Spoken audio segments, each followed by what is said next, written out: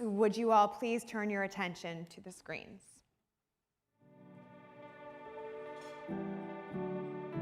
After a while, a month or two, she just said, "Papa, when are you coming home?" And I said, "Well, I'm coming home soon, just really, really soon."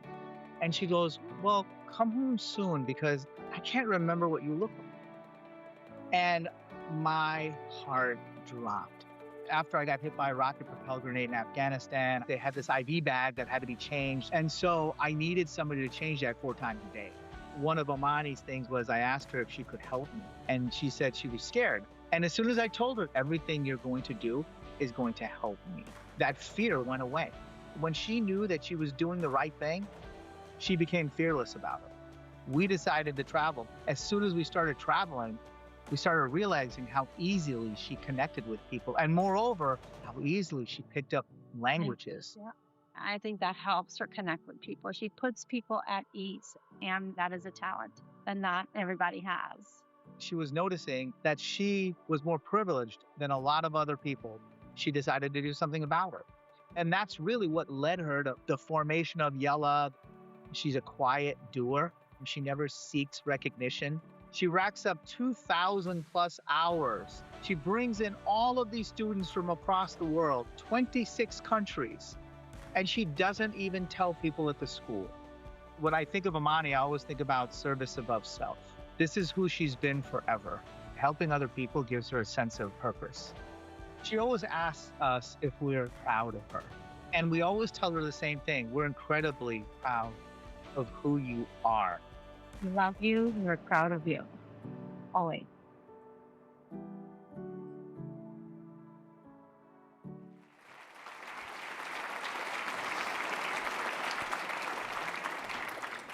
We're going to present the award to our Military Child of the Year recipient from the Army, Amani Ambe. To present the McCoy Army Award, please everyone welcome Brigadier General Marnay Sutton, Director of Network C4 Services and Integration.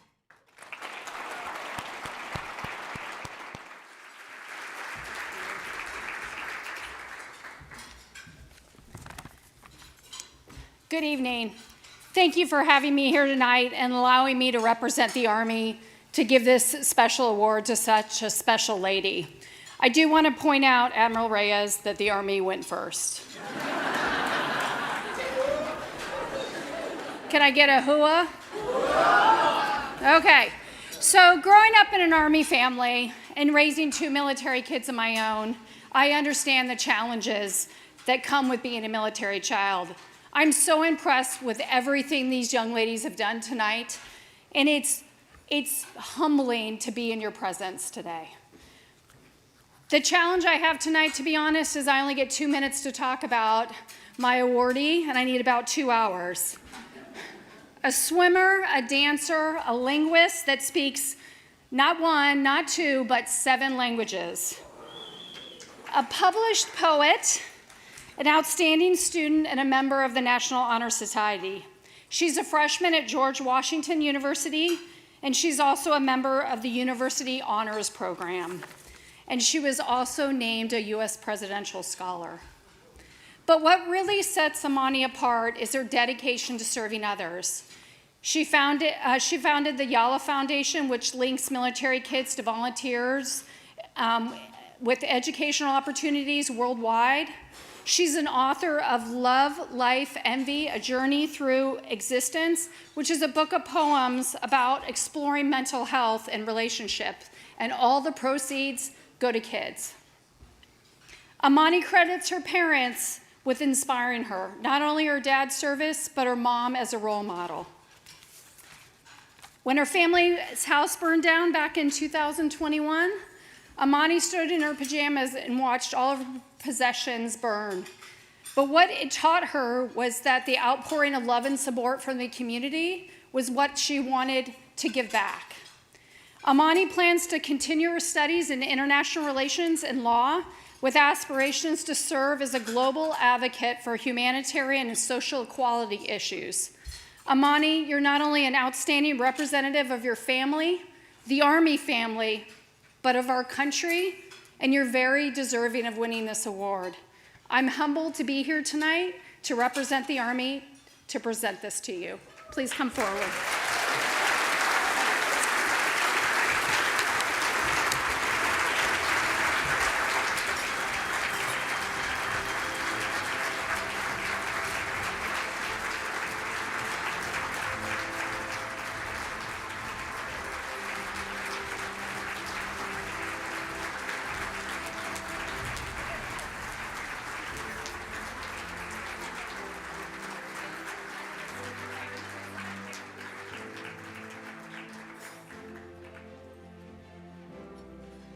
She's 4'10" and she's fierce.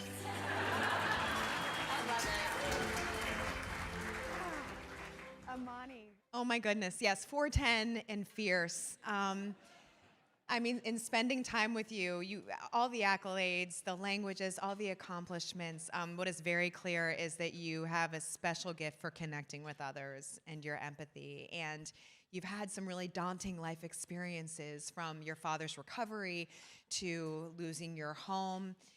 What does this, as a representation of how you've come through that time, what does this mean to you? Well, first, I know there are plenty of military children all over the country that are deserving of this award, and I am incredibly shocked and surprised to have received this. What? I feel very, very honored by Operation Homefront, and this moment is not only a testament to the things I've accomplished, but also to my father's deployment and everything that both my parents have instilled in me throughout my childhood, and all of the people I've met along the way through Gala Foundation, through working with other professors and friends. It has been a journey, and I'm so grateful to be here. You mentioned Gala Foundation, which you created, which is a video platform that helps connect children, teens all across the globe. Can you explain a little bit more about why that was so important to you and what you're trying to accomplish? Of course, thank you for that question. So originally, during my father's deployment, I was unable to feel a connection to my peers at my school that I was attending. I was one of the very few military children at that school. I actually believe I was the only military child in elementary school. And so I decided that instead of, feeling this isolation, I should reach out to other military kids across the country. And at this point, I started connecting my military friends that I had made in this global network, in this network with my friends from around the world. And eventually, we realized that we all have a shared goal of improving education and also maintaining lifelong friendships. So it essentially established Gala Foundation as a global not-for-profit focusing on education by connecting military kids, civilian kids, and underprivileged kids around the world. Wow. I also wanted to highlight something, because you told me in the room with your parents, we were talking about the story of your father Skyping at the time. Remember Skype? And that story that was shown in the video, the fact that you said when you were young, "Dad, I don't recognize you," or "I forgot what you look like." And your father pointed out, and I think you supported this, as did your mom, just how that spoke to the military community, what happened after that, because he said they got him in a helicopter to go somewhere where he could see you on video more often. Is that what you remember? Yes, that's correct. Actually, they created a mission for my dad to fly to Kabul in order to gain access to a video platform to call me so I could see his face. What does that mean when you think about that? What does that say, and from your experience in this military life? I think it shows the strength of those who were deployed, acknowledging that they are all going through similar struggles and being able to, again, show that empathy when the time calls for it. Lastly, the house, we heard about that happened in 2021, is that right? Your family watched as your house burned down, and that prompted you to write your poetry. Can you share some of that and what has happened for you since? Yes, so after we had a devastating house fire, I turned to poetry in order to kind of put the feelings onto paper instead of drowning in this hole of, everything that we had lost. And I realized that a lot of the emotions I were having could relate to other children, not just military, but also civilian children, kids, teens, and young adults who are feeling human emotion, basically. The book is called Love, Life, Envy, and it's 3 chapters, and each chapter explores the good and the ugly of all 3. In love, you can have passion, but also heartbreak. In life, you can have success, but failure. And in envy, you can have jealousy, but also use that as a way to motivate yourself to be a better person. Wow. All right. Amani, congratulations. Is there anything you want to say to your family before you leave the stage?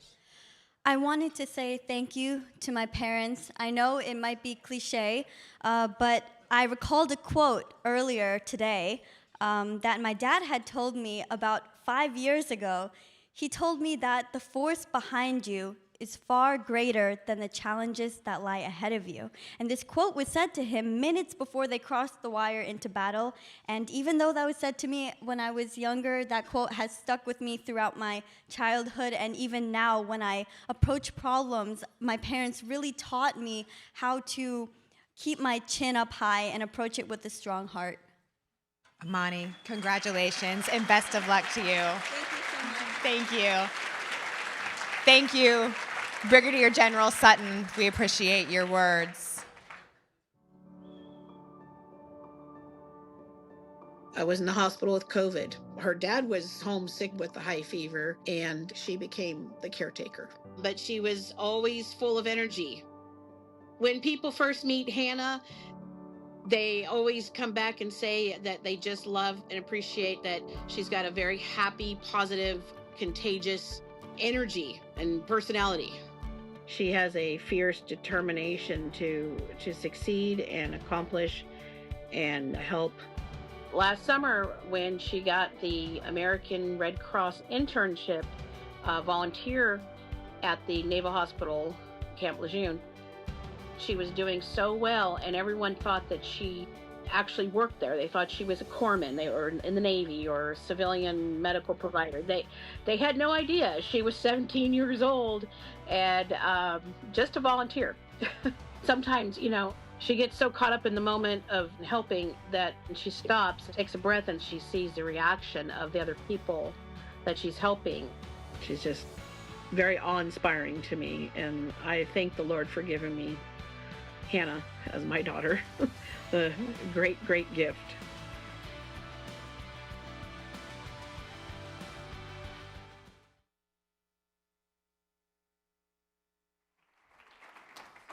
Oh, sorry, this dress is problematic.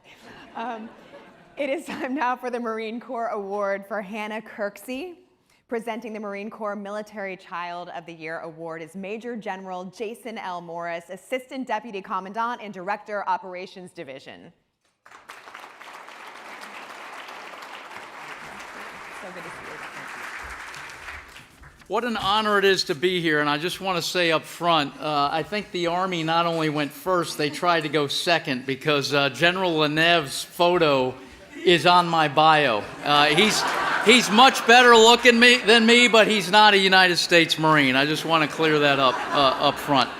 So good evening, everybody, service members, distinguished guests. It's my distinct privilege tonight to recognize the 2026 Military Child of the Year for the United States Marine Corps, Miss Hannah Kirksey. To understand her resilience, you first have to look at the legacy of service she was born into. Her father, William, retired as a Marine gunnery sergeant after 21 years of dedicated service to our nation. Over those 2 decades, he completed 16 deployments and spent more than 3 years away from home. For the family waiting on the home front, that level of sacrifice requires an extraordinary amount of endurance. As the youngest child, Hannah navigated the challenges of military life, including moving 6 times, with grace.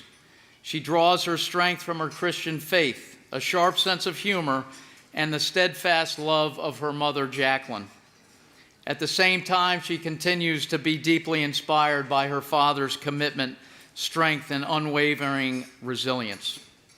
Winston Churchill once said, "We make a living by what we get, but we make a life by what we give." Hannah is already building a remarkable life through what she gives to others. She didn't just survive the challenges of military life, she chose to thrive, channeling her experiences into purposeful, compassionate leadership. As a senior at Dixon High School in Holly Ridge, North Carolina, she has excelled academically as well as physically while competing on both the swim and the cheer teams. More importantly, from her experience as a military child, she saw the need within her own community and took action. Recognizing how difficult transitioning between schools can be, she founded the Military Community Support and Service Club. Through this initiative, she has built a vital support network, providing a place of belonging, encouragement, and growth for fellow military children who needed a community to rely upon as they move back and forth across the country. And Hannah's compassion did not stop there. Looking to the future, she plans to carry her servant's heart into the medical field by becoming a physician's assistant. So she's a senior in high school. She graduates on the 10th of June, and she hasn't decided which college she's going to, but I'm sure any college that accepted her would be blessed to have her there. Hannah, your academic excellence, leadership, and commitment to lifting up those around you represent the very best of the Marine Corps family and our core values of honor, courage, and commitment.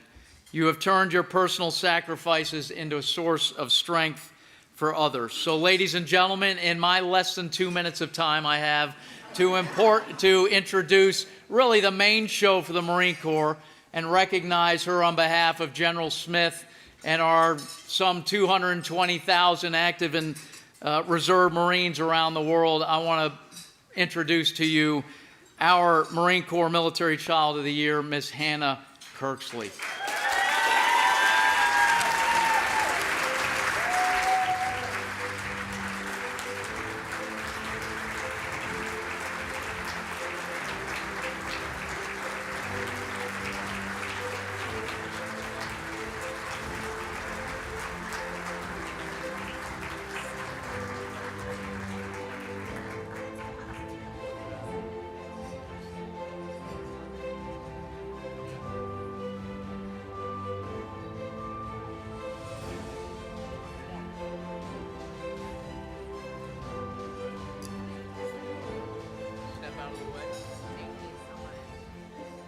Hannah. Also, her parents have an incredible love story. If you have time, you should ask them. No? I just like how they met. Met on a singles Marine retreat. Hoorah! Hurrah, yeah. But no, since we're talking about your parents, I think that this is so fitting because you told me, this is fitting that your father said, be a light, right? And it is so clear that what you do is that you have a tremendous gift for helping others be seen and supported. How much do you think comes from your journey as a military child and also some of the challenges that you face?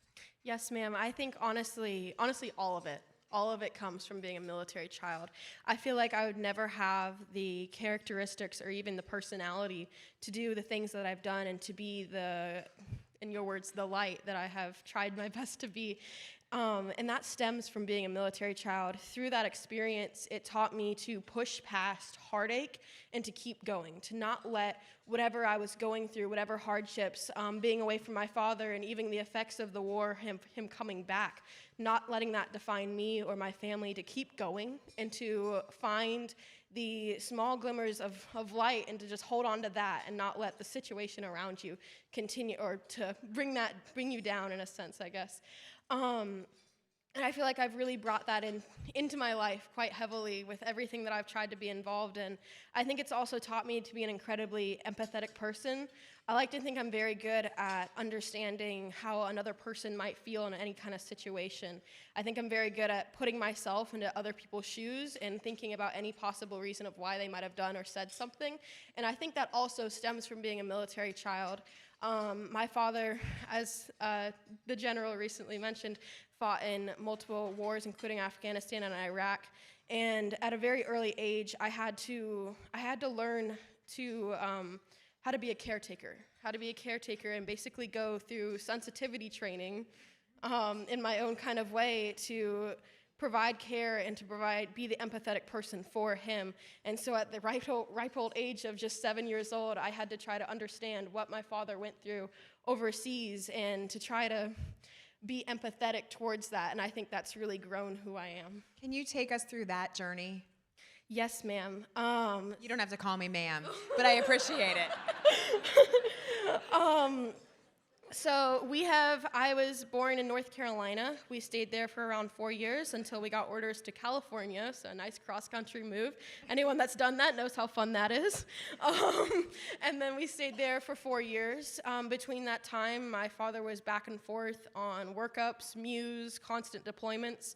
Honestly, I look back at pictures at the battleships, and still to this day, I feel this sense of sadness inside of me whenever I see a battleship, because I know that's, as a child, when I saw one, that's what took my father away from me. And I feel like that was just the tie to that. So even to this day, seeing it, it still kind of stirs some emotions inside of me.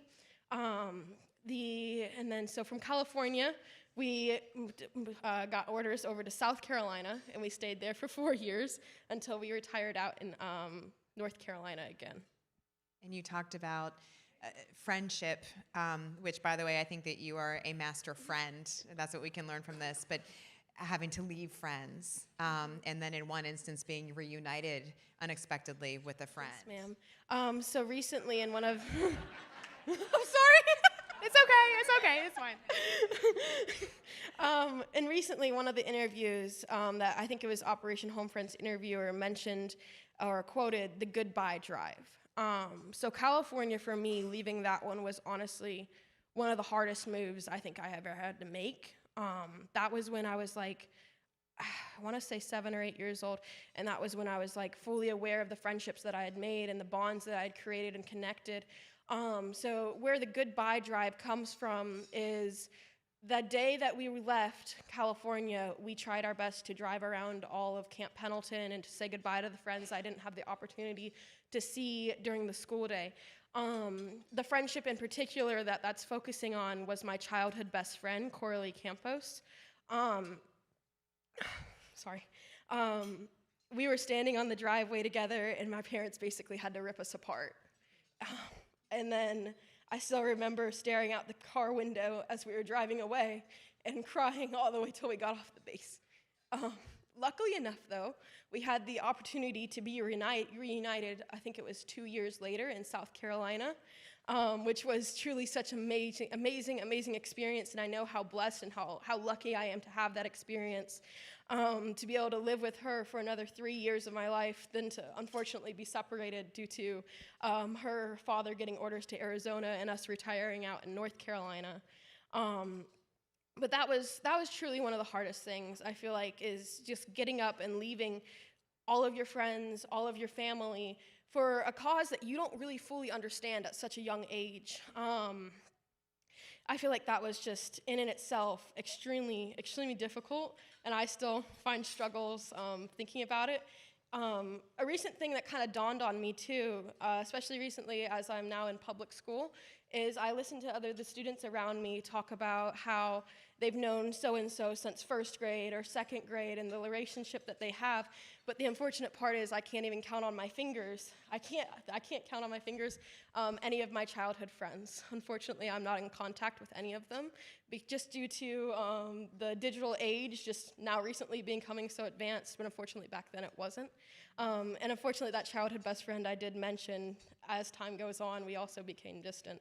And I feel like that's been something that's really dawning on me as a senior, how important those relationships and those connections are, especially as I'm rocking across the graduation stage. It's kind of sad to know that I don't have the same connection that the rest of those seniors at my high school might have with everyone else. But you are making so many connections with other people that you are helping as well as you carry on those friendships. How do you hope to be able to make a difference in medicine? Yes, that's definitely a big one, and I implore that too, being a military child, is to have that ability to be empathetic, and especially adaptability. I think that's such a key word for medicine. I'm looking at the surgical aspect of that. I'm differing between surgical physician assistant and full surgeon. And I feel like being able to quickly think on your feet and make whatever you have work is such a key trait in medicine it's vital for any kind of patient care. And I think that's only something I could have gotten being a military child, is using the resources that I had, using the opportunities that I had, and making it work.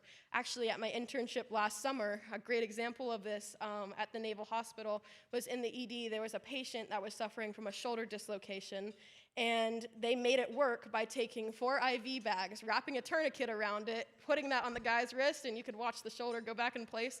But the typical way you're supposed to do that is by using a weight and all this, that, and the other. But I think that really describes the military, and I really think that describes military medicine specifically, being able to think on their feet like that, get the problem solved, and it was amazing. That's like The Pit, you know? It's like one of those shows. Hannah, congratulations. Before you leave this stage, is there anything you wanted to say to your parents or your family? Thank you. Genuinely, thank you. All the love in my heart, from the countless hours of driving me to all of the places I needed to be, whether that was cheer comps, HOSA, being there like the last minute of, oh, I need this for a club, or, oh, do you have like any materials? Can you come help me with this? The late nights, honestly, that's what got me the most, is just like the never-ending support, especially from my mom, always being there to have a shoulder to cry on, always being that rock, that firm foundation. And then my father, he has worked so hard these last couple of years coming out of the service. I genuinely just have so much love and admiration. I think it's a very rare thing to be able to do what he's done and to make it out of it, and not to be a statistic, but to be still here and be still present in my life. And I'm genuinely thankful to my mom and dad. We're thankful to you. We can't wait to see the wonderful things that you do. Congratulations. Hannah Kirksey, everybody. And thank you, Major General Morris, even though you did go over 2 minutes. That's okay. All good. Thank you so much. Congratulations. That's fine.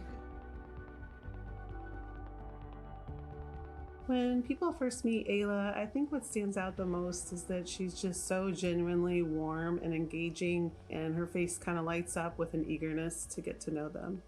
She wants people to feel noticed, understood, and seen and heard. So military kids go through so much, deployments, and when communication isn't happening with a parent who's deployed, constant moves, high-stress jobs. Ayla just seemed to be able to understand it from her early age. So every time we moved, she would look for those who were either new students or students who were struggling, just anyone who was kind of different. She felt different, and she could relate to them and had a lot of compassion for what they were going through. She really turned that instability that we had kind of into adaptability. She wakes up every morning wanting to make the world a better place for everyone. She doesn't give up. She does it with authenticity. She does it with love for everyone, love for life. And the world is a better place because of Ayla.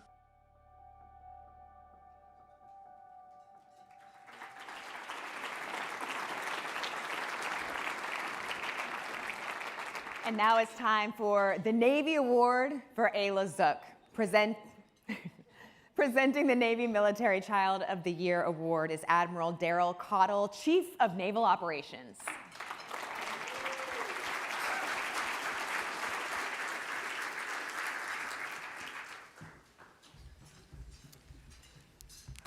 Well, good evening, everyone. You know, it's typical in the Pentagon that the Marines always take just a little more, you know.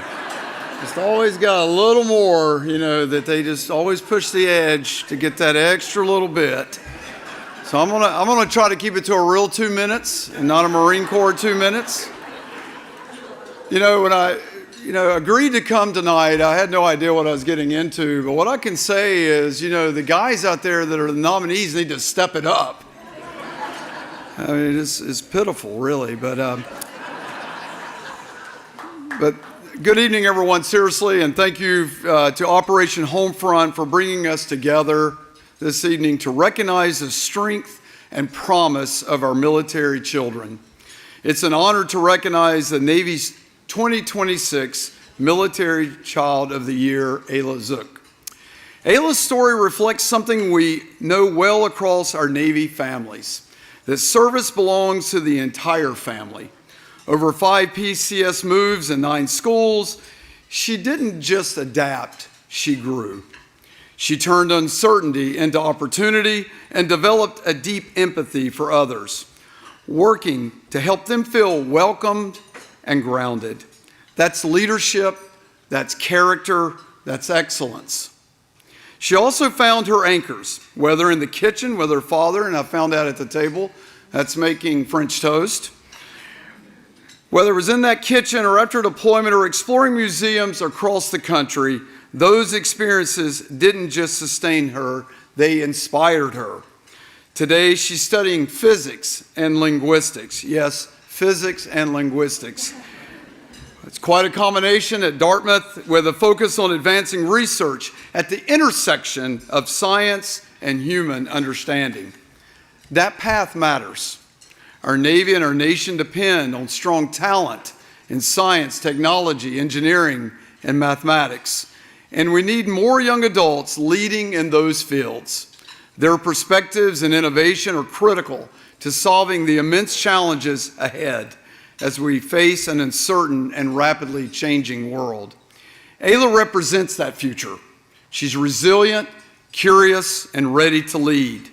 So Ayla, on behalf of the United States Navy, it is my privilege and distinct honor to recognize you as our 2026 Military Child of the Year. We're incredibly proud of you. Ladies and gentlemen, please join me in congratulating Ayla Zook.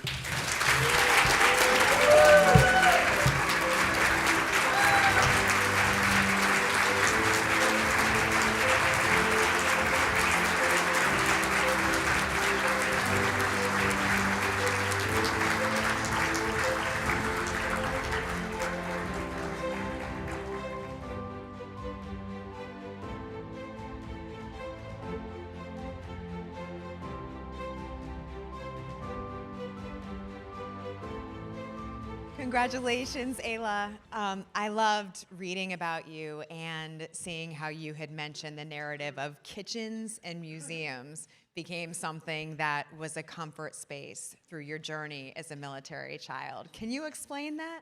Absolutely. I think one of the things of being a military child is that you never necessarily have a single sense of place. You're constantly moving around the nation, and sometimes even the world, and having a sense of a home that you can go back to at the end of the day and a community that you can feel safe in, it's sometimes very hard to find. And I found that as a child, one of the places that I always felt very safe and comfortable was just in my kitchen, and even at museums as well. No matter where I was, whenever my dad would come home from deployments, and even on weekends, I always looked forward to the kitchen mornings, making breakfast together, like French toast, or just kind of any type of creative excursion that we had in there. It was just always something that helped ground me and helped me feel this sense that I am going to be okay and that I'm going to have something I can look forward to, and I know that my dad is going to be able to come back here and I could spend time with him. Is that because that was a place that the two of you would bond? Absolutely, yeah. We shared so many memories, just kind of experimenting in the kitchen, trying out different ingredients and combinations, and later learning his family recipes and kind of exploring those. It has been such a great opportunity. How good is the French toast? I love it. Yes. You might have to share, but the museum part, explain that a little bit too. Yes. Another thing about being a military child is that you have to move schools a lot. And a lot of the time, that unfortunately means you sometimes have to skip classes and miss different units. And a lot of the time, that leads to inconsistencies in a student's academic journey. And for me, I found that especially difficult whenever I was moving from California to San Diego. I mean, the schools in California, Virginia are very different. And sometimes it was hard to kind of catch up in school and feel like I was on the same track as other students. But whenever I could go to museums, I always was able to know that there's this body of knowledge always accessible to me that I can go back to and share. And it was almost like another home as well. Yes. I loved how you talked also about the cultures, the different cultures that you've been exposed to through all of the moves. And you started a water advocacy program, right, in California. Is that correct? In Virginia, but like I said, Virginia. yes, absolutely. But no, this is so amazing what you did and the work that you're continuing to do. Yes, of course. I think I learned so much from moving across the nation. I was able to recognize a lot of different challenges that my communities faced. In California, I remember growing up, we couldn't always water our plants outside, and we had to be very conservative with the water because of a lot of droughts that were going on. But whenever I moved to Springfield, Virginia, we didn't really have that same issue, but I remember we had to sometimes just buy water jugs from the grocery store because the tap water wasn't the safest. And it was just such a difference for me in seeing how water could be a completely different challenge for people across the nation.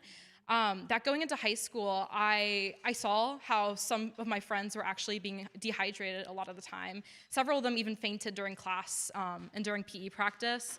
And that only continued to ignite in me this sense that this is a pressing issue. So I worked with my first local school board, and we passed a wellness policy to help increase water fountains and water access at schools. And I worked with an organization called Y Street in Virginia.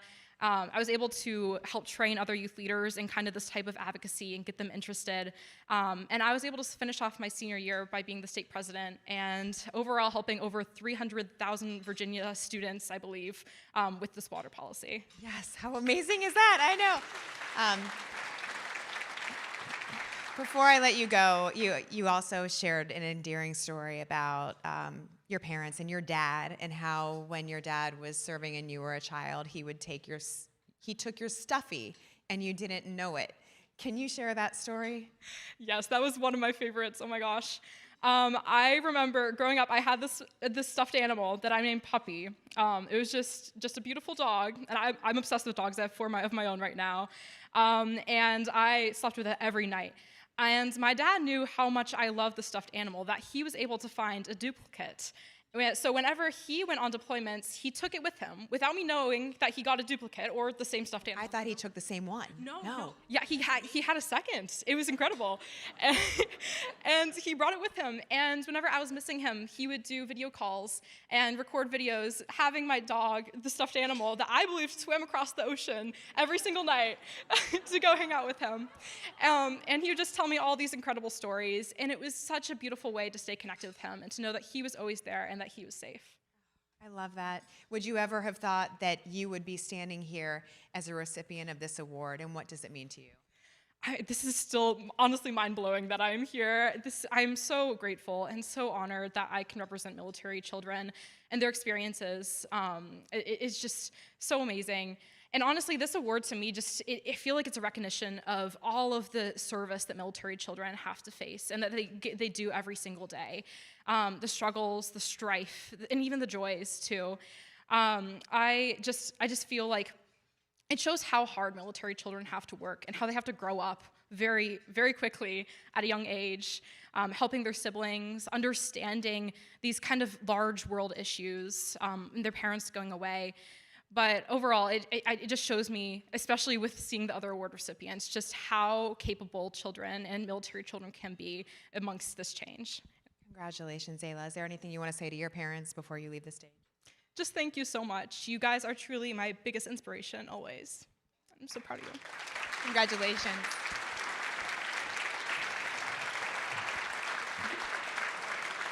Congratulations. Well done, Ayla. And thank you, Admiral Caudle.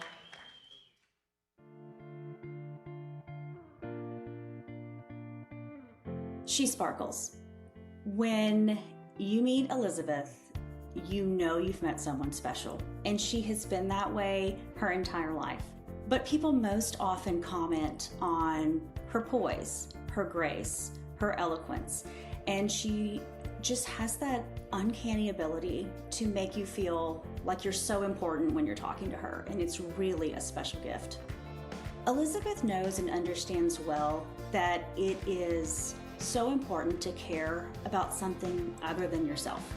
And growing up in a culture of service by being a military family, she's just embraced a commitment to excellence and to understanding that there's a job to do for all of us.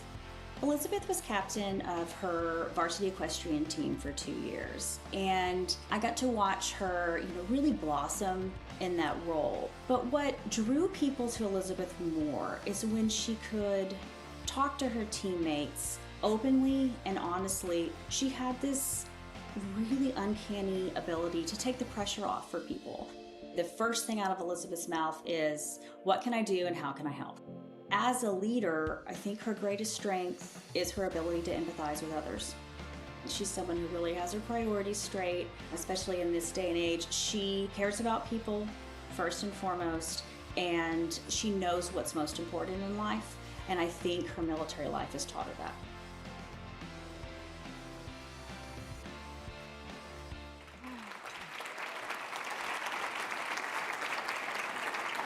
And now it's time for the Air Force Award for Elizabeth Stanton. To present the Military Child of the Year Air Force Award, please welcome Vice Chief of the Air Force, General John D. LaMontagne.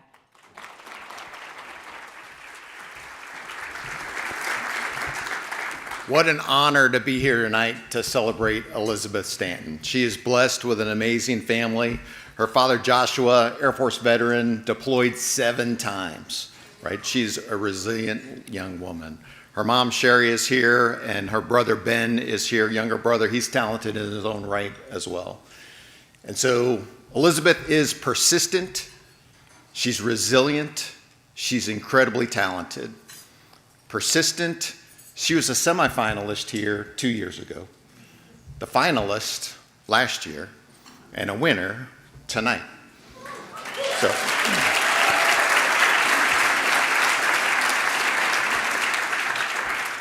She's strong. She's a varsity cross-country runner, 3 years running, track as well. As a matter of fact, she's got regionals on Saturday, running the 1600 and 3200. Captain of the equestrian team, yeah. Captain of the equestrian team, multi-time, best delegate in Model UN, Model United Nations. She is also a board of directors for Hopeful Harvest, a local food bank. She's on the board of directors. I mean, she is 550 hours of community service, graduated high school in just 3 years, and has got a big-time scholarship to Washington and Lee University. It is my honor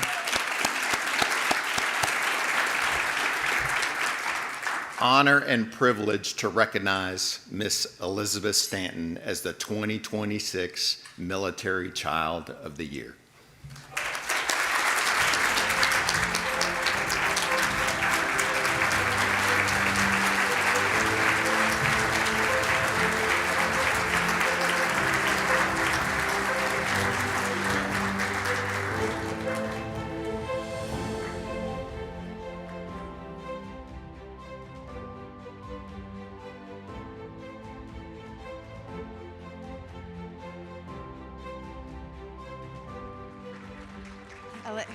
You got regionals this weekend? I mean, man. I do. I am probably getting back at like 9 or 10 p.m. that night and getting up and get on the bus at 5:30 the next morning. But it's just on to the next, and then Virginia on Saturday for Invented Students Day. So it never stops. But I love it. Congratulations. What does this mean to you? What does it represent? I am just so in awe that I'm standing on the stage right now and in front of you and holding this very surprisingly heavy award and just being able to serve as representation for the Air Force and for military children. And we go through such different things, but there are definitely some overlaps with the moves and your parents being gone, and just being able to share my story and hoping that people out there, military families and children, can connect with it and see themselves in it. What along the course of your journey makes you most proud when you look back? I think what makes me the most proud is, resilience. I think you hear it a lot with military children and military families, but even in the times when it has just been so difficult for our family and difficult having a parent gone all the time, I have just continued to push myself and get involved in everything I can and just focus on the future and make sure that I am, carving out a future for myself and what I want to go and do, and just making those goals and plans and staying committed to them, always looking ahead for what I can do next. What would you say is one of the goals that you can share with us? So currently I am going to Washington and Lee University next year, and I hope to probably study political science or pre-law. And one of my goals is, honestly, just the larger goal I'm working towards is entering into a career that helps people and makes a difference in the world. All I really want to do is improve communities, improve the lives of others, and make positive change to make life better for everyone. What are the lessons that you learned sitting with your family earlier? It was also really special to see your brother who came to talk about the bond that the two of you had. And I feel like you can really speak to support and the lessons that you have learned from the family togetherness that you have coped with while your father was away. Absolutely. I think something that I say over and over again is, the independence that I have gained and that I know all military children have gained just through their experiences. But being a military child also teaches you how to lean on others and look for support in a very unique way, and creating a community and being support for others and just finding a way to always connect with others and provide help when others need it, and then know that you can rely on them to give that same thing back to you. Because you were also saying that it is challenging also when a parent comes back, correct? Yes, it's very interesting. I think we don't think about that a lot, but my dad was gone for so much of my childhood, and it was like my mom was a single mom with just herself, myself, my older sister, and my younger brother.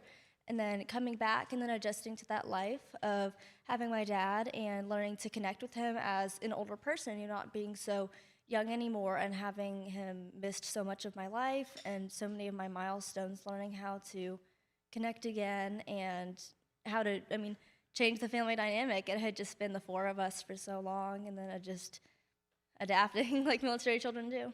And what did you learn from that? What could you say, too, to help other military children that are going through that? Going through that specifically, I would just say be open-minded and just try your best to connect with others, give people the benefit of the doubt. And it's so important to turn your military background into a strength. And there's so many negative aspects of it.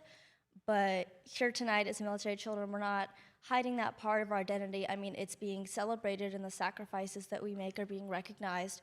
So allowing yourself to acknowledge that sacrifice and acknowledge the turmoil that we've been through, and then pushing past that and pushing yourself into something greater and larger than yourself. And lastly, I was just in awe speaking with you and your family, because it was obvious the love in that room and how supportive you all are of each other. Your brother, can you tell me what your brother and your sister mean to you? Oh my gosh, just the world. I think, my older sister, when my dad was gone, it was kind of like she was the second mom, even when unwanted at times, as older sisters are. But she was just a role model for me, honestly, and showing me what I can do and how I can be better. And she was always really great about pushing me to develop into my own person and always making me feel like I could just be whoever I wanted. And my younger brother, we're a little bit closer in age, and gosh, he's just been like my best pal all my life, like built-in best friend, even when we fight. And I'm just so proud of him, and he just pushes me and encourages me to be a leader every day and to be the best person I can for him. And I'm just so happy that I'm able to be in his life and watch him grow up and all the amazing things that he's accomplishing. Congratulations, Elizabeth. Anything else you want to say? Yes, don't let me get too long-winded with this, but I just want to say just thank you. Thank you so much to everyone who's here tonight, everyone who's working behind the scenes, and gosh, I just feel so grateful to my family for being here, and my siblings and my mom especially. Just being that only parent and just stretching herself so thin and giving up so much just so we could, like my siblings and I could have the success and the life we have. And I think I'm only able to be up here and, have the successes that were talked about because of the sacrifices my mom made and how she just always kept it together. Every car ride, every event that she needed to be, she was there, she was driving me and taking me. And I just don't think I can ever express how grateful I am. I think you just did. Congratulations. Thank you.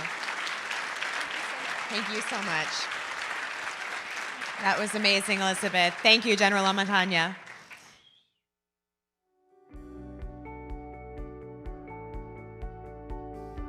When she has a goal and she has something she wants to accomplish, regardless of the size or complexity, she is just laser focused on succeeding in whatever that goal is.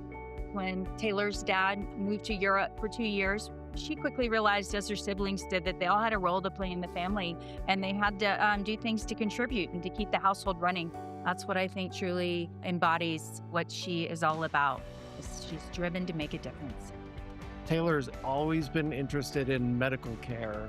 At the end of her certified nursing assistant license, she went to an assisted living facility. And while much of it was kind of standard nursing practices, what really amazed me when she came home and talked to us was she really stressed the people she met. Yeah, I helped feed this woman, and she just really wanted to tell me about her family. I appreciate that she not only saw the value in the medical things that she was doing, but the relationship things. Having someone like her who is not only willing to help, but willing to listen and show compassion and take the time to just understand their story and hear them. And not because she felt it was her job, but because she truly wanted to. It's your commitment, it's your dedication, and it's how hard you're working every day to achieve those things. I would just tell her how extremely proud we are of her, but so excited for what's next. Just so proud of the kid she is and the woman she's becoming.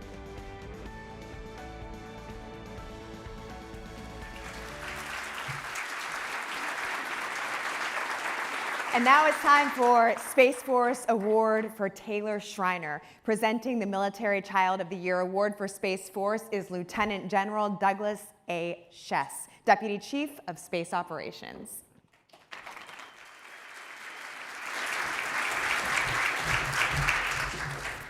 Hey, good evening. Thanks to Operation Homefront for us being here. CNO, we'll make sure we're time on target, so we'll make sure on that. But hey, tonight's all about Taylor Schreiner, and I just want to say thanks to her family, who is a family of service also. Her dad is our Space Force's Northern Commander, and her mom is a retired civilian and Air Force and Space Force civilian. So they've got a family of service, and so when you read through what Taylor said in her essay, and we were talking to some of the folks here tonight that read some of those and how hard it was, she talked about that time when her dad had to go to Europe for a couple years, and Bob, she did say you cried, so it's out in the public now. But Taylor talked about the time where she was in the laundry room and just not quite knowing what was going to happen, and she knew that her family was going to be okay, but she also knew that she had to take things on. So she's experienced 10 PCS moves with her dad moving or deployments, but she is very resilient. She's learned determination, and she's adaptability at a young age. She's incredible. Academics, she's in the Talented and Gifted program. I didn't know that you could be dual enrolled in International Baccalaureate and Advanced Placement, but she is. She's got sports, soccer, track, and field. As a matter of fact, she missed 2 soccer games this week. She's not too happy about that. But she's got one more practice and one more game, and she said she's going to kill it in that game. National Honor Society member, and she's in the she's the president of the Health Occupations Students of America. She's a National Honor Society officer, varsity soccer team, a B elite club team. We talked about whether she's going to play soccer in college. She's at least going to be on the club team. And as you saw in the video, she's a Colorado Springs Children's Hospital volunteer and a certified nursing assistant in the state of Colorado at the age of 17. And you saw how she wants to work with people. As a matter of fact, she says that her goal is to be the change that needs to be made in our healthcare system. So she's going to head off to the University of Wisconsin in Madison and be, we've talked about what exactly, but she's looking at pediatric oncology. And so she's an incredible woman, and being the father of 2 daughters, just like the CNO said, I think the guys need to step it up a little bit, but that's because we have 7 outstanding females right over here. I do got to say that her sister was the Military Child of the Year for the Space Force in 2023. I heard her brother's probably not watching because he's watching a basketball or a hockey game tonight. But Nate, you got a lot to, I don't know, man. So, but congratulations to Taylor, and thank you on behalf of the Chief of Space Operations, General Chance Saltzman, and the women and men of the Space Force. We're so happy to have you as our winner, so thank you.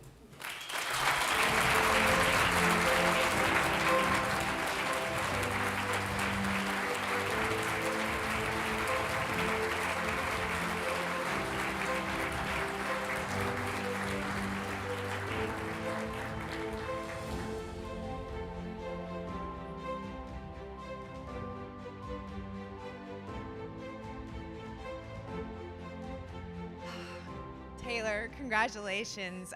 What were your brother and sister's reaction to you getting this award? Oh, that's actually quite funny. I'm so very grateful for this award. Genuinely, words, I can't express it. But I'm not a very expressive person. So let's just say we have that cute little video where my mom told me I got this award, and I'm sitting there in utter awe, just like, are you serious? And I've got my sister on the phone jumping up and down, literally screaming her head off. So she is so supportive of me, and just, my sister is definitely my rock. And I mean, she's my twin, even if we're 18 months apart. But with that in mind, she was proud for me, and that's just something I'm so grateful to have in my life. And you heard a bit about my brother. He was happy, I think. I mean, I don't know. He mentioned it on the way to school, and he doesn't typically speak to me on the way to school. That's our quiet time, so that meant something. That was sweet. My daughter might relate to that. No, that's amazing, and congratulations. What is it that means the most to you about earning this award? This award is, I mean, I think we all here can understand that it's just so much more than, just an award and just a title. I have watched and listened to all the, Military Child of the Year recipients that have come before me, and it's just really fueled my passion to, strive for what I believe in and what I want to attain. I think that it's so essential to have that reminder that you face these hardships at a young age, and you're kind of forced to, that buzzword, adapt and overcome. But at the same time, you're just such a strong individual because of the fact, and you can do anything you set your mind to. What was your experience? We saw in the video about your father leaving and going to England, and that being a time that it was a different type of challenge that you guys had dealt with at that point. What was that like for you? So before that, my dad had deployed to Iraq. He was in Iraq when my brother was born, and that was definitely, I know that was hard on my mom, but I didn't remember it. I was 1, I hadn't really grasped what was happening.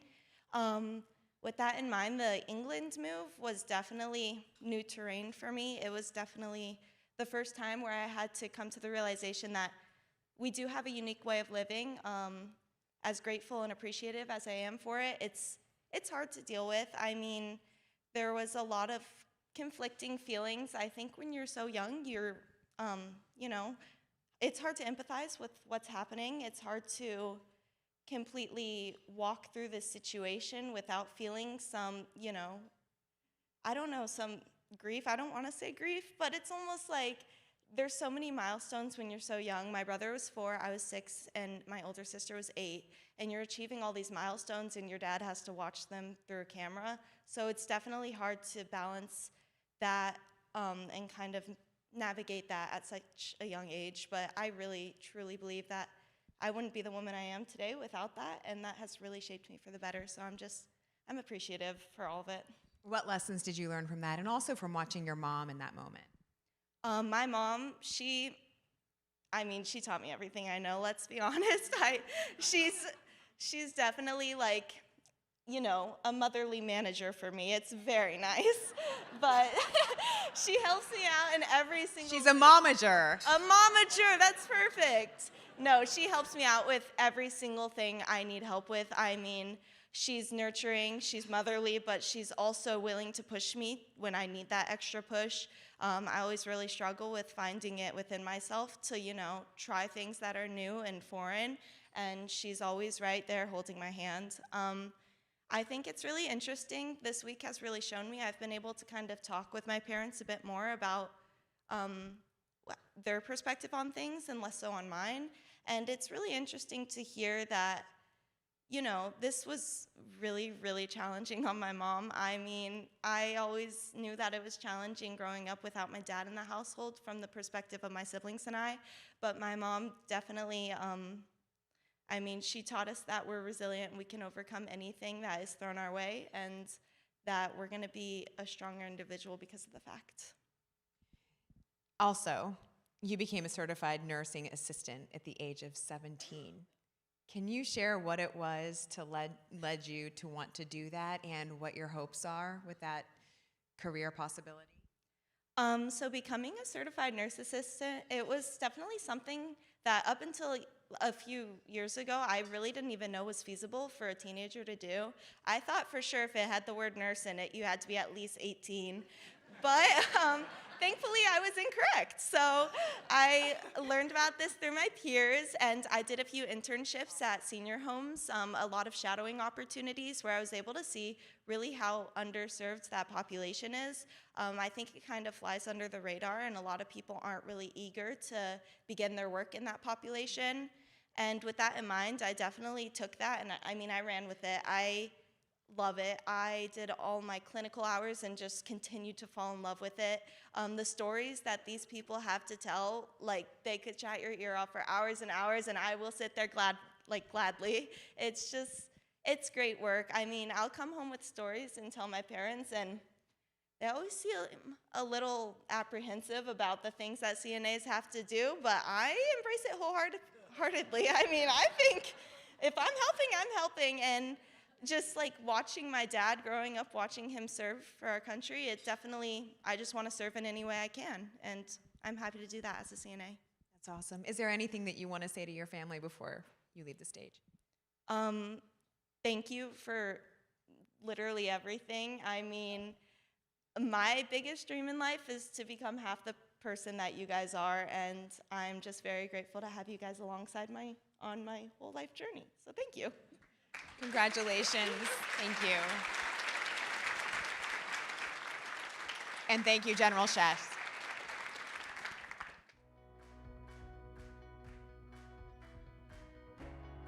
Tori had to learn to stay calm pretty early in life. When she was older, as a teenager, it was already second nature for her to be independent and take care of business when much of her peers were still trying to figure it out. She never let them turn into negatives. She found a positive outlook on moving, new locations, new friends, new teams. So service is just kind of a part of her. I don't think she knows anything else. Victoria got involved with the Best Day Foundation, which takes people with special needs surfing for the day at the beach and having a good time. Her maturity and her ability just to bring smiles to faces and just joy to people, not just the participants, but the family members as well that bring their children or loved ones to the beach to enjoy this experience that they normally wouldn't get a chance to do. Once she started to think about her future and where she wanted to go, she had a plan, different options, different doors to go through. And, if one shut, it didn't matter because there was another one right there that was open. She's strong, she's steady, she's ready for an adventure. She's ready to climb that mountain and go to the top. Doesn't matter what it is. I always tell her how proud I am of her. Yep, love you, baby. Proud of you.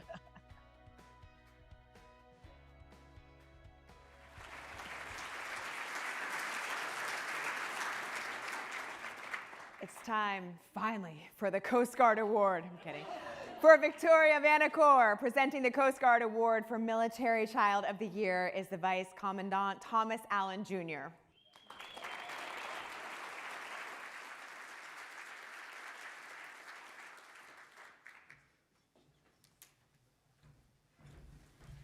All right, good evening. So as usual, the Marines took all the time.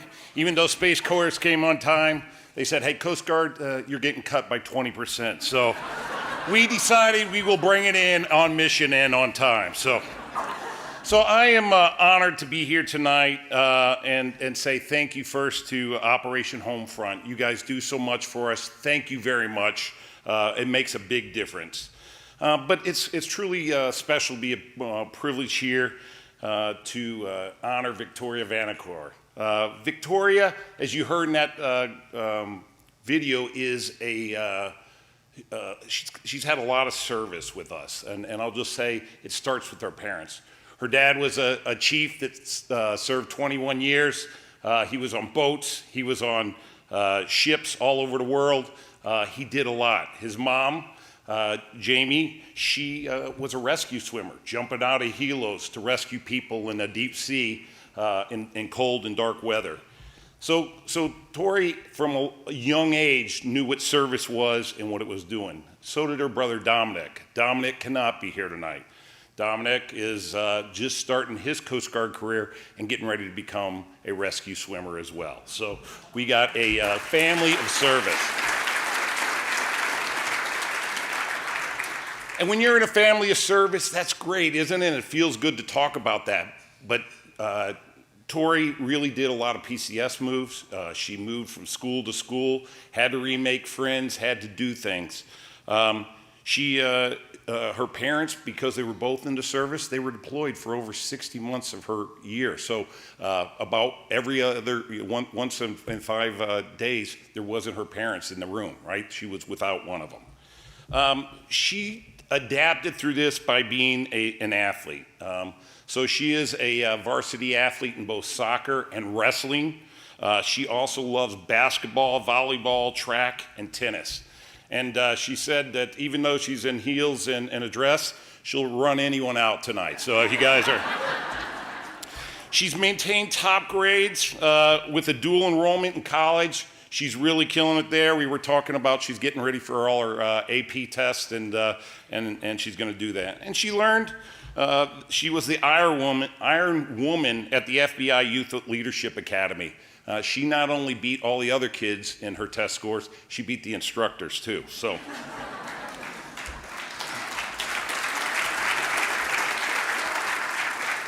Now, I got to tell you, the only thing that she probably has as a fault is Tori dreams of becoming a pilot, but instead of a Coast Guard helicopter pilot, she wants to become a fighter pilot. And she's got her sights on doing that. And this is the hardest part of the night for me. While I love Tori, she's just been accepted and will be attending the U.S. Air Force Academy. That's all right.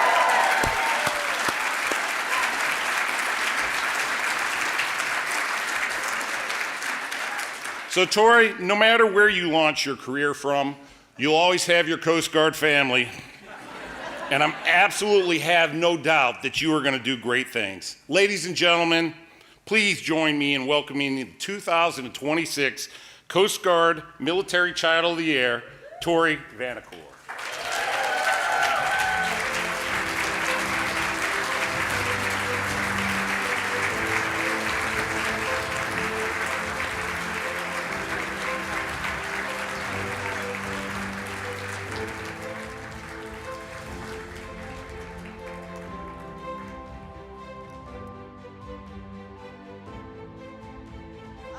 Congratulations!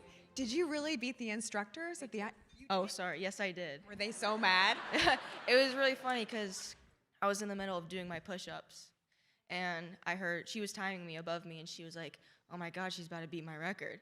And I was like, "All right, I really got to go now." So it was kind of You're so motivated. I love it. What does this award mean to you, Tori? It is pretty surreal and amazing to be up here right now because a lot of people, mainly at your school, they don't really know what you go through as a military child. I'm not sure who said it earlier, but like you could be at your at your school sitting at the lunch table with all your friends, and they're like, "Do you remember this in elementary school?" And you just got to sit there and smile because like you're not in touch with them anymore. I'd not thought about that until I had the opportunity to speak to you, and some of you mentioned that today. What is that like? Honestly, it's a little sad, but going to new places and meeting new people is pretty great because in New Jersey, I met these amazing friends that I actually just went on vacation with recently. It's pretty great because I haven't seen them in a while, but having those connections will last a lifetime. It was really cool getting to meet you, your family, your parents also, and it was obvious to see just maybe what you had learned along the way from them. Can you share the story about the triangle on the fridge? Because they're extremely athletic people, as you are as well, and I love that. So growing up in my Florida house, on our fridge, we had a whiteboard, and on it was a pyramid. It's like a workout circuit pyramid. And it's like 3 levels. It's like push-ups, pull-ups, and squats, sorry. And it's 1 pull-up, 2 push-ups, 3 squats. I know that doesn't sound very impressive, but I was young. And like how young? 6. What? And then it goes in 5 rounds. So it ends in 5 pull-ups, 10 push-ups, 15 squats. And at the end of all that, me and my brother, we got a little chip that we get to stick on like a chart, and at the end of the week, if we had enough chips, we get to go to like Dairy Queen or something like that. That is amazing. I know you're gonna hate this, but your dad, he describes you as a chameleon. Yep. He sure does.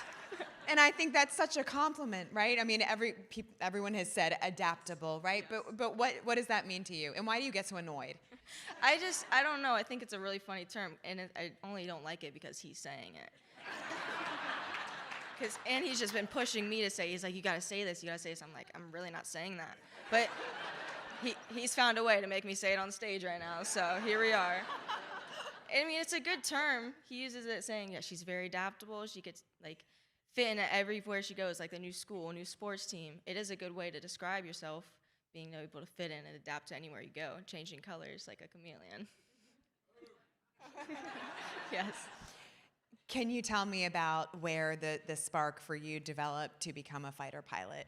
I was at the FBI Academy that we talked about earlier, and it was just like a police pursuit chase with an overhead helicopter. And can you describe, real quick, just the FBI Academy? Oh gosh, okay. It was like a week-long event academy program thing, and when I was going, I didn't think it was going to be like boot camp. Because I was like, no way, I'm 16 years old, it's not going to be like boot camp. Went there, I saw the schedule, we had to wake up at 5:30. The next day they decided, that's not early enough. So we were up at 4:30, worked out 5 to 6, then ate breakfast, then we're in class, and it was a great week. They did a ton of demos, like it was like the bomb squad was there, they did a demo with their little robot that they brought out, just able to bomb, and I thought that was really cool. And one of the days they did a police chase with a runaway car, and a helicopter was overhead. And now I don't want to fly helicopters, I'm sorry. But I really sparked something, because when I was little, Are they too slow? Yeah. I want to go fast in the plane. And when I was younger, I've always wanted to be a hurricane hunter. I don't know why. Maybe because my mom always went to hurricanes when they were there in Florida. But that just kind of dismissed away when I got older. And at the academy, it kind of shot back a new memory, and I was like, wow, I really want to fly. And the rest is history from there.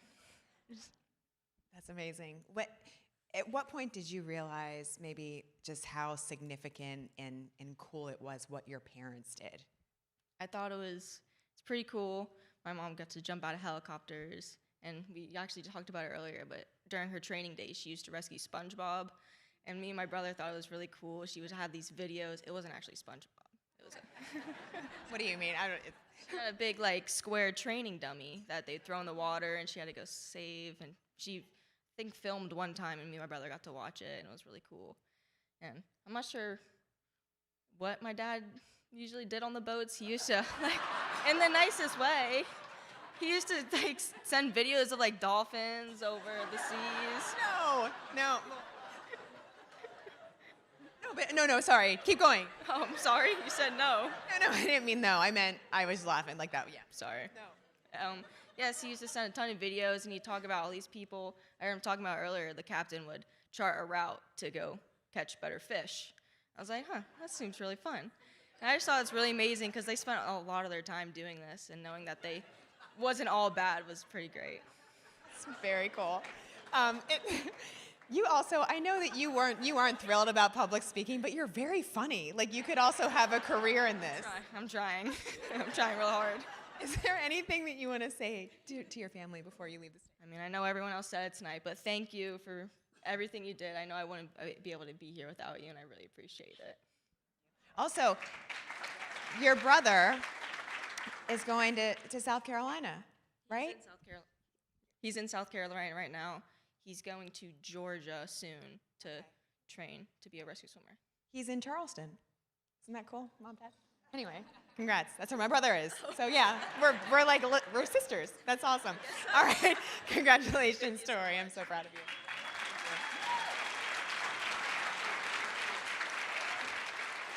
Thank you, Victoria. We're also proud of all of our winners. I love that. Hey, dolphins, jumping. I mean, this is amazing.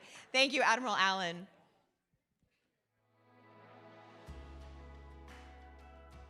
When people first meet Lila, her presence grabs their attention. They always think how mature she is because she holds herself at such a level. She likes to keep people safe, and she wants to make sure that anybody around her is just safe. She was leading a group in JRTC at the high school, and one of the freshmen was going through issues with her personal stuff, and Lila kind of brought her in and brought her to our house and mentored her and helped her talk through some things. And it was very mature for someone. You think someone in the beginning of high school, they're still figuring themselves out, but she naturally reached out and was helping someone else. It doesn't matter whether she's known the person for years and years or she just met them off the street. She's going to help that person or help them get the resources that they need in order to get out of the situation that they're in. I've heard her called Mama Lila. I've heard her called Madam President. I've heard her called Rabbi Lila. I've heard her called a teacher. And she's all those things and more. But for me, she's loving and caring. So Lila Starr is an outlier. That is what she is. She shines the light on everybody else to make them feel good, confident, and secure. And that's what makes her absolutely remarkable. Just the thought of you starting your life, wherever that takes you, graduating with your double bachelor's and heading to law school. I love you, and I'm so proud of you.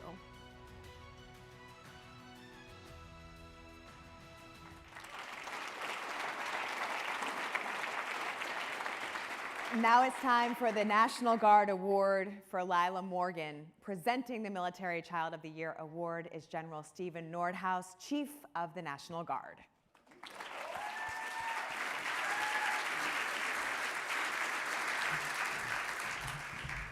Isn't this a great night? It's great to see some of my teammates I was in meetings with earlier today too. Daryl, good to see you. Tom, good to see you. Johnny. Hey, let's hear it for Lindsay for putting on and being the incredible MC tonight.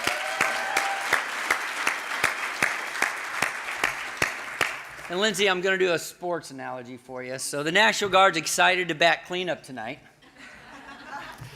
which we've been doing for our nation since 1636. 390 years. We love it. Alan, thank you to Operation Homefront.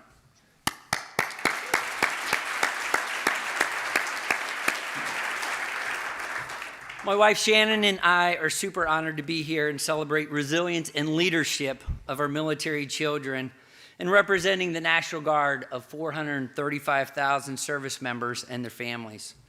The National Guard families face unique challenges, often separated from other military families, right?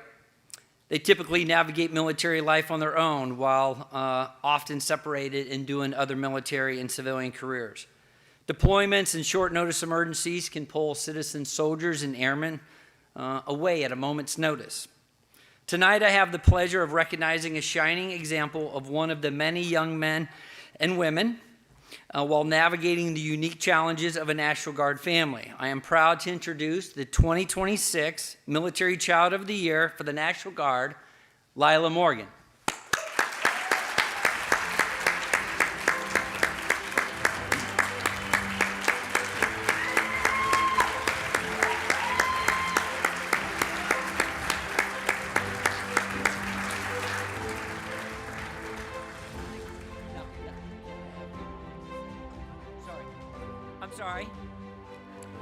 Yes, I have a few more things to say. I wanted to get you excited about the end of the night, but we got a few more. So, Lila is the daughter of Courtney and First Lieutenant Larry Morgan. Her father served a combined 15 years in the Marine Corps and the Army National Guard, including 36 months on deployment. As a child, Lila knows that service means you're always ready and always there. She knows that duty can call suddenly, missing birthdays, holidays, and everyday events and moments, but she also knows the pride and purpose that comes with that service. Lila faced many challenges and developed deep resilience, turning friction into momentum, into meaningful change. She graduated from high school at 16, and at 18, she is already a senior at the University of South Florida, on track to graduate with a double major in political science and criminology. That's just incredible. She is a cadet lieutenant colonel in the Civil Air Patrol, a congressional intern, and a published author. Her drive doesn't stop there. This fall, she is headed to Israel, to Jerusalem for a year of study, and then the American University for a dual master's in public policy and a law degree, with the goal of becoming a judge advocate general in the Army.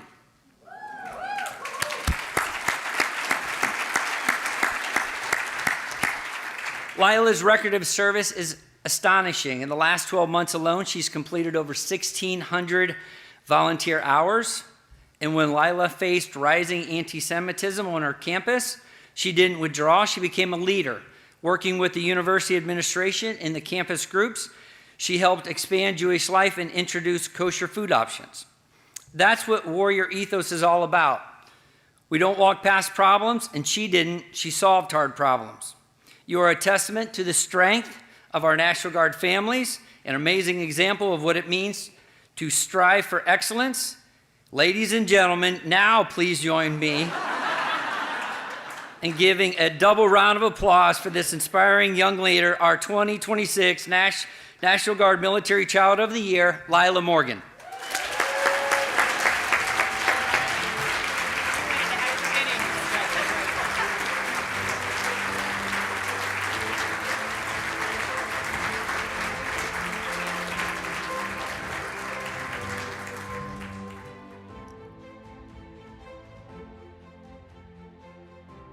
Congratulations, Lila. What does this moment mean to you? Well, I'm going to take the mic because I'm more comfortable holding a mic. There's a Hebrew word called nachas. There's no direct English translation, but what it means is to give a gift to our parents and to our grandparents and our teachers of a sense of pride. For me, my life is about giving nachas to my grandparents and my parents who have sacrificed so much for me to be here. So to stand on this stage and know my parents are watching, my grandparents are watching, and that I represent every branch of the military, because every branch of the military has a service member in my family. So to stand on this stage and accept an award for something that inherently is part of who I am and part of my being sends me a great sense of nachas, knowing I'm doing something for my community. That is awesome.